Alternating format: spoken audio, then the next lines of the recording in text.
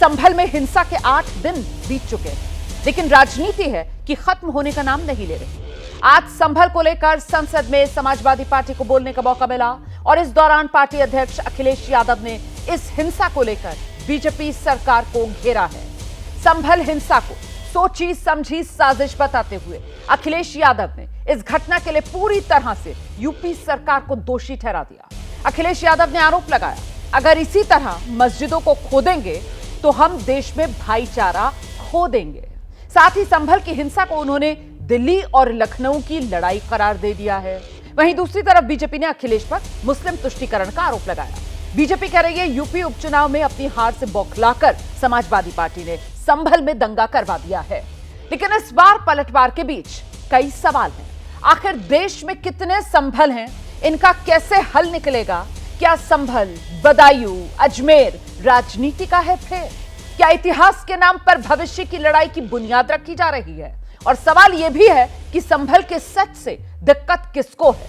आज इन्हीं तमाम सवालों के इर्द गिर्द चर्चा करेंगे, लेकिन शुरुआत रिपोर्ट के साथ।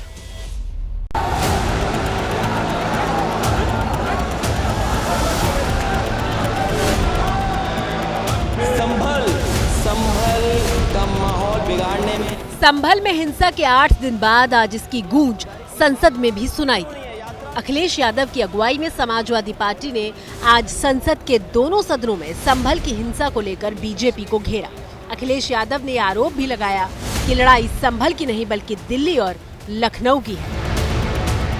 संभल जो इसलिए जाना जाता था कि भाईचारे के साथ वहाँ रहते हैं लोग, वहाँ अभी से नहीं हजारों साल से इसी तरह रहते आए। वहाँ के भाईचारे को गोली मारने का काम हुआ है। कोर्ट ने दूसरे पक्ष को सुने बगैर सर्वे के आदेश दे दिए। 2 घंटे के बाद सर्वे के लिए पहुँच गए। अध्यक्ष महोदय, ये लड़ाई दिल्ली और लखनऊ की है। कभी दिल्ली पहुँचे थे जिस रास्ते, वही लखनऊ वाले उसी रास्ते पहुँचना चाहते हैं। 24 तारीख को पूरे संभल में पुलिस छावनी बना दी गई। संभल को लोगों को पता ही नहीं था कि पुलिस क्यों लगाई जा रही है। इससे पहले उत्तर प्रदेश में जो चुनाव हुए थे उसमें वो बगल के जिलों में किसी को वोट डालने नहीं दिया गया। उससे ध्यान बटाने के लिए रामगोपाल जी, आपसे आशा करता हूं।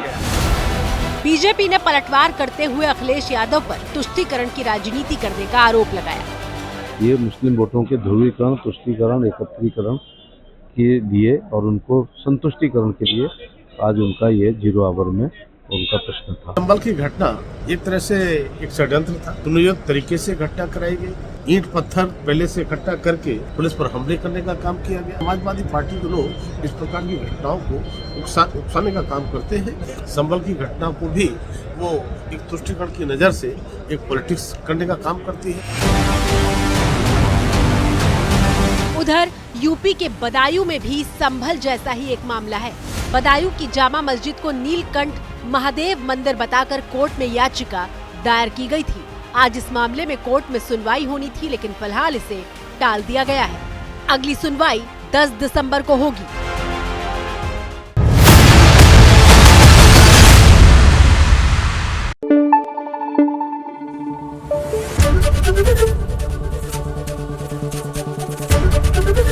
एबीपी न्यूज आपको रखे आगे।